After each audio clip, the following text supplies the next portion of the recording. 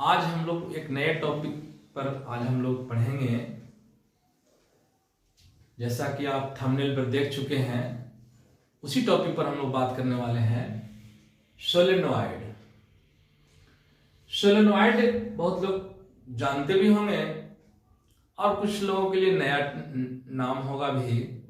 जो जानते होंगे या जो उनके लिए नए होंगे, दोनों देख सकते हैं, इसको समझ सकते हैं। हो सकता है कि जो देखे होंगे पहले से जानते होंगे, हो सकता है कि कहीं पर नहीं जानते होंगे, कोई नहीं बताया होगा या आप नहीं पढ़े होंगे, हो सकता है उससे अच्छा यहाँ पर आपको देखने को पढ़ने को मिल जाए।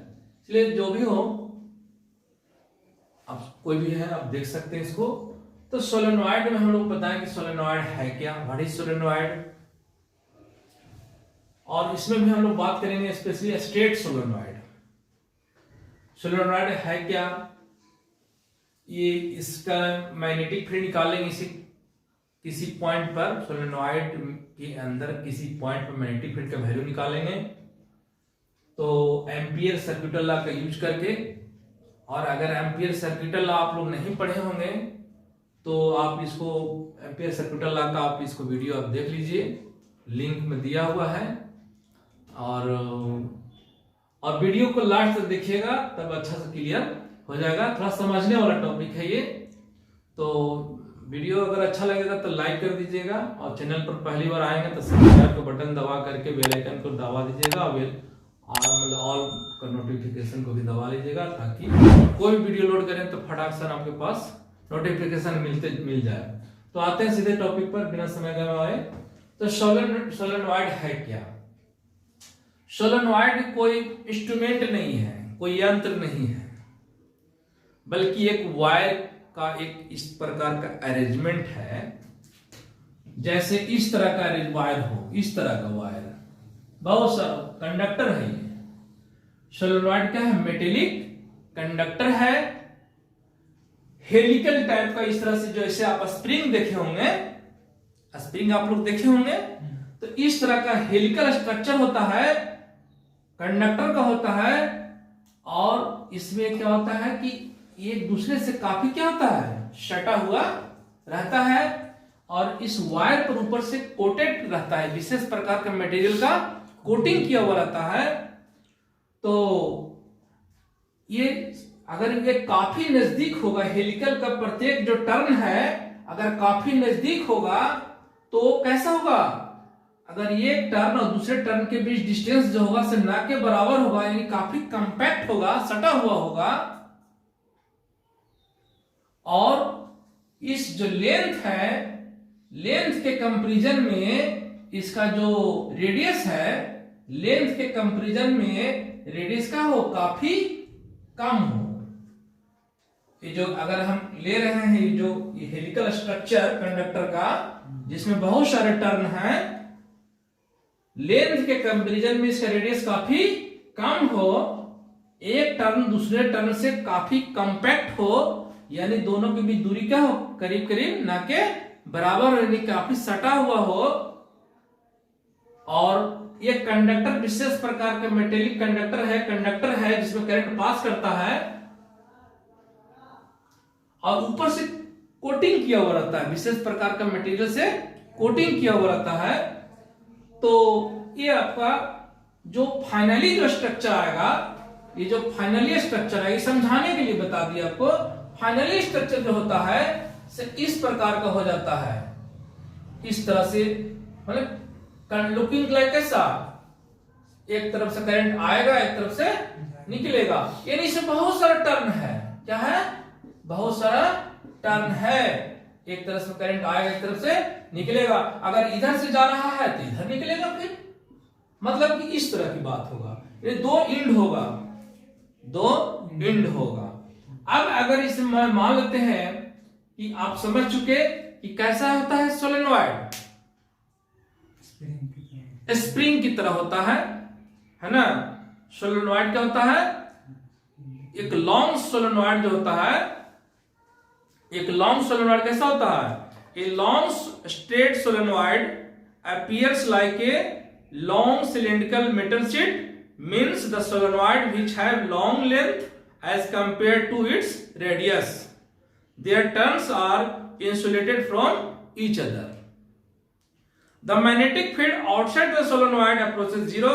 The magnetic field inside become everywhere parallel to axis. देखिए इस चीज को हम लोग बात करेंगे, अब इसको समझने का प्रयास करेंगे। पहले भी बताए होंगे, देखे होंगे मेरे वीडियो में, या कहीं पढ़े होंगे या सुने होंगे कि अगर कोई एरो है, ये तीर है, ये बहुत इंपॉर्टेंट है, ये नहीं समझिएगा तो आगे दिक्कत होगा। एक ही एरो है, क्या है ये? एरो है। एरो का जो अगला पोर्शन कैसा होता है? पॉइंट लाइक, और पिछला पोर्शन होता है फीदर लाइक, यानी क्रॉस लाइक मानते हैं इसको। इसका हम यूज कहीं किसी चीज के लिए भी करेंगे, चाहे इलेक्ट्रिक करंट के लिए बात करेंगे जिसमें कंडक्टर में पास हो रहा हो। इलेक्ट्रिक करंट तो हवा में नहीं उड़ेगा। अगर कह रहे हैं कि इलेक्ट्रिक करंट अपवर्ड है, माने कंडक्टर क्या हो रहा है? कंडक्टर है और कंडक्टर में करंट जा रहा है आगे की ओर। हवा में करंट नहीं पास फ्लो करेगा। अगर कहें कि करंट अपवर्ड है, मतलब क्या हुआ? मतलब हुआ कि करंट जो है, जैसे मान लीजिए प्लेन पेपर है और अगर कहीं पर लिख दिया हुआ हो, इस तरह से बात कर दिया गया हो, आई लिख दिया गया हो, इसका मतलब यह हुआ कि ये जो प्लेन पेपर आप अगर कॉपी पर लिखिएगा, अगर इस तरह से दर्शाइएगा या किताब पर दर्शाया हुआ है या आप यहाँ पर बोर्ड पर देख रहे हैं, तो ये क्या होगा? यहाँ पर इस बोर्ड के लिए क्या होगा? ये आउटवर्ड होगा। अगर आपके कॉपी पर दर्शाया रहेगा तो क्या होगा? अपवर्ड होगा। आप किताब में पढ़ेंगे तो उसके लिए क्या होगा? अपवर्ड होगा। और इस बोर्ड के लिए क्या होगा? आउटवर्ड होगा, है ना? अगर यहां पर करंट दिखा हुआ है तब, और अगर इसको यहां पर क्या लिख दें? क्रॉस कर दें। क्या कर दें? इस तरह से क्रॉस है और आई लिखा हुआ है, इसका मतलब क्या हुआ? कंडक्टर के थ्रू करंट पास कर रहा है, लेकिन कंडक्टर ऐसे है, स्ट्रेट है, और करंट किधर जा रहा है? अंदर की ओर जा रहा है, डायरेक्शन। यानी कि ये क्रॉस और पॉइंट क्या बताता है? डायरेक्शन। अब इसका यूज हम इलेक्ट्रिक करंट के लिए भी कर सकते हैं, मैग्नेटिक फील्ड के लिए भी करते हैं। समझिए मेरे बात को, दोनों के लिए करते हैं या किसी और चीज के लिए भी कर सकते हैं। जैसे 12 को मैं बताया था कि 12 नंबर को एक डोजन कहते हैं, एक दर्जन कहते हैं। आप उसका यूज केला के लिए कीजिए, चाहे आदमी के लिए कीजिए, चाहे किसी और के लिए कीजिए। इसको बताना इसलिए जरूरी था क्योंकि इसको आप नहीं समझिएगा तो आगे दिक्कत होगा। सोलेनोइड में किसी P पॉइंट पर हमको क्या निकालना है? मैग्नेटिक फील्ड का वैल्यू निकालना है, एम्पियर सर्क्यूटल लॉ के मेथड से। तो क्या करेंगे? मैंने पहले बताया कि इसमें बहुत सारे टर्न होते हैं, बहुत सारे टर्न होते हैं। कंडक्टर का हेलिकल होते हैं और एक जगह से इन होते हैं, एक तरफ से आउट होते हैं। तो जब इस तरह से बहुत सारे स्ट्रक्चर होंगे इस तरह से, तो क्या होगा? एक तरफ करंट आएगा तो एक तरफ करंट जाएगा, यानी एक तरफ डॉट होगा, एक तरफ क्रॉस होगा। इस तरह से सब जगह होगा। सभी बिंदु पर क्या होगा? एक साइड में आउटवर्ड होगा करंट का, और एक तरफ नीचे क्या होगा? इनवर्ड होगा। तो इसके अराउंड जैसे आउटवर्ड है, तो मान लेते हैं कि ये आउटवर्ड है, तो इसका ऐसा मैग्नेटिक फील्ड निकालेंगे, इसका ऐसे लाइन होगा मैग्नेटिक फील्ड। तो इसमें हम 2-3 को दिखाते हैं, इसमें देखिए ऐसे से दिखा, 2 को दिखा देते हैं। तो इस पॉइंट पर ऐसे डायरेक्शन होगा, तो इस साइड में क्या होगा? इसका इस तरह से होगा। ये लाइंस क्या है? मैग्नेटिक फील्ड लाइंस का है। मैग्नेटिक फील्ड लाइंस क्या बना रहा है? क्लोज लूप बना रहा है। और इस पॉइंट पर बात करेंगे तो क्या होगा? फिर निकाल के देखिए, राइट हैंड थंब रूल का यूज करिए। राइट हैंड थंब रूल में अंगूठा का डायरेक्शन किधर होगा? करंट के डायरेक्शन की तरफ। इसको पकड़ने का प्रयास कीजिए तो क्या होगा? इधर ऑटो होगा, इधर डाउनवर्ड होगा। इसके लिए बात करिए, क्या होगा इसके लिए? इधर इस साइड में होगा, अपवर्ड होगा, इधर क्या होगा? डाउनवर्ड होगा। इसके लिए बात करिए, सभी बिंदु के लिए बात करिए।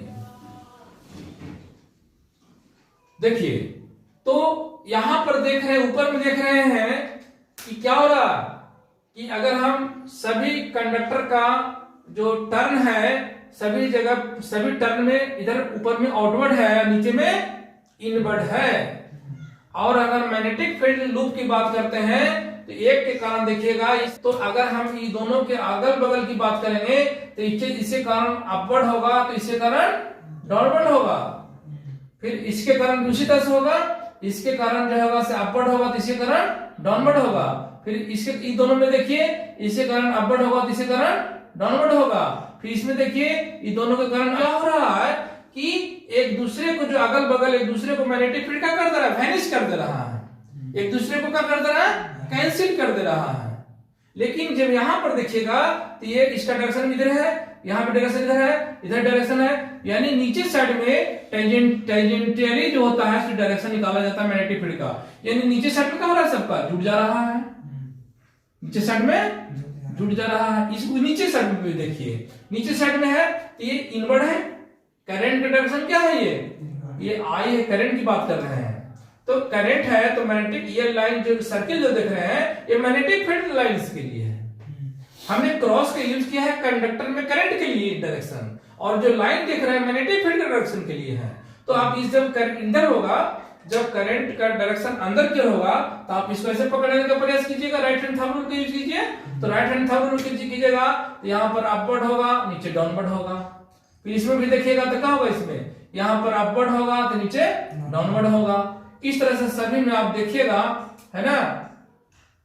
तो यहाँ पर क्या हो रहा है कि नीचे साइड में आप देख रहे हैं कि जो दो कंडक्टर में दोनों में जहां पर जो टर्न है, यहाँ पर दोनों में इनवर्ड है, तो मैग्नेटिक फील्ड लाइंस एक दूसरे को क्या करते रहा है, अगल बगल वाले को। यहाँ पर जो अब दिख रहा है, जो इंग्लिश आपको दिखा रहा है, जो इस तरह से दिखा रहा है, ये क्या हो रहा है, एक दूसरे को कैंसिल कर दे रहा है यहाँ पर। लेकिन ऊपर साइड में क्या देखिए, ऐसे जा रहा है, ऐसे जा रहा है, तो यहाँ पर मैग्नेटिक फील्ड एक दूसरे को क्या कर रहा है, सुपरपोज कर रहा है, एक दूसरे के कारण क्या कर रहा है, सपोर्ट कर रहा है। तो ये क्या जुड़ते जा रहा है। तो होता क्या है कि जो ये साइड आप देख रहे हैं, ये साइड में एक दूसरे के एडजेसेंट में देख रहे हैं, एक दूसरे को क्या कर दिया, हमें कैंसिल कर दिया, और इसमें भी कैंसिल कर दिया। लेकिन सेंटर में क्या हो रहा है, सबके कारण जुड़ते चला जा रहा है। यानी एक्सिस के लॉन्ग का मैग्नेटिक फील्ड एक दूसरे के कारण सभी टर्न के कारण जो मैग्नेटिक फील्ड है सभी टर्न क्या हो रहा है, ऐड होते जा रहा है। और बाहर में क्या हो रहा है, यहां पर जब इधर है तो इधर इधर है, समझे कि नहीं, इधर इधर है, इधर है ना। यहां पर देखिए इधर है, ठीक है। तो मैग्नेटिक फील्ड जो बाहर साइड में होता है, सोलेनॉइड के जो बाहर साइड में होता है, वो काफी कम होता है। किसके कंपैरिजन में, अंदर एक्सिस के लॉन्ग जो मैग्नेटिक फील्ड होता है उसके कंपैरिजन में बाहर में काफी कम होता है और अंदर में काफी ज्यादा होता है ना। तो बाहर में 10:0 मान लेंगे, अंदर की अपेक्षा में, रिस्पेक्ट में, ठीक है। तो मेन कहां निकालेंगे, अंदर में ही निकालेंगे। तो होता क्या है कि सबसे पहले आपको क्या करना पड़ेगा, एम्पियर सर्किटल लॉ का यूज करने के लिए सबसे पहले आपको लूप डिसाइड करना पड़ेगा, सुटेबल लूप। उस लूप को एम्पेरियल लूप कहते हैं। बिना एम्पेरियल लूप का यूज किए हुए आप मतलब डिसाइड किए हुए, बिना एम्पेरियल लूप को डिसाइड किए हुए आप इसका नहीं निकाल सकते हैं, नहीं यूज कर पाइएगा एम्पियर सर्किटल लॉ को। तो आप इसमें क्या करते हैं, यहां पर भी देखा इस तरह से, हमको इस पी पॉइंट पर निकालना मैग्नेटिक फील्ड, तो जिस पॉइंट पर हमको निकालना हो मैग्नेटिक फील्ड, उसके उस पॉइंट के अक्रॉस क्या करेंगे हम लोग, एक पेरिफेरिक इस तरह से हम लोग बनाएंगे, इस तरह से शेप का लूप बनाएंगे। लूप हमने मान लिया। अब मान लिया कि ये जो इस साइड का जो लेंथ है यहां से यहां तक जो है, मान लेते हैं कि एल है, क्या है, एल है, ठीक है। एल मान लीजिए, एल नहीं मानिएगा तो आप इसको एच मान लीजिए, एच मान लेते हैं, ठीक है। एच है और इस साइड वाला जो यहां से यहां तक डिस्टेंस है, मान लेते हैं कि, मान लेते हैं कुछ और मान लीजिए, इसको एक्स मान लेते हैं, ठीक है। तो ये जो आप देख रहे हैं इसको नाम दे दीजिए ABCD। यहां पर आप जो देख रहे हैं फिगर, इसमें करंट सभी में कितना है, I है। मैग्नीट्यूड में फर्क नहीं पड़ेगा, प्रत्येक टर्न में मैग्नीट्यूड क्या है, सब में सेम है, I है। सोलेनॉइड से टर्न है तो सभी में अगर एक करंट पास कर रहा हो, मान लेते हैं कि यहां से इन कर रहा हो I, तो यहां से आउट भी करेगा कितना, I। तो प्रत्येक टर्न में करंट का मैग्नीट्यूड क्या है, सेम है, लेकिन सभी जगह डायरेक्शन क्या होगा, ऊपर में आउटवर्ड होगा, नीचे में इनवर्ड होगा। तो हम इस पॉइंट पर हमको निकालना है, सोलेनॉइड के एक्सिस पर निकालना है कि मैग्नेटिक फील्ड का वैल्यू कितना होगा। तो क्या करेंगे, सबसे पहले हम एम्पेरियन लूप का सिलेक्शन किए, कौन, ABCDA। ए से चल के फिर कहां आ गए, ए पर आ गए, तो ये लूप हो गया। इस लूप का सहारा लेकर के हम मैग्नेटिक फील्ड का वैल्यू निकालेंगे। तो मैग्नेटिक फील्ड प्रत्येक के कारण क्या होते जा रहा है, ऐड होते जा रहा है। तो एम्पियर साहब बोले थे, अब हम उनके अनुसार हम निकालते हैं। यहां पर कुछ मानना पड़ेगा, मानते हैं कि n क्या है, एक स्मॉल n मानिए,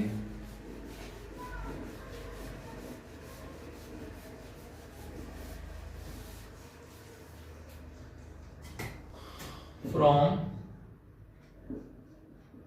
एम्पियर्स सर्किटल लॉ, ठीक है, उनको यूज करते हैं।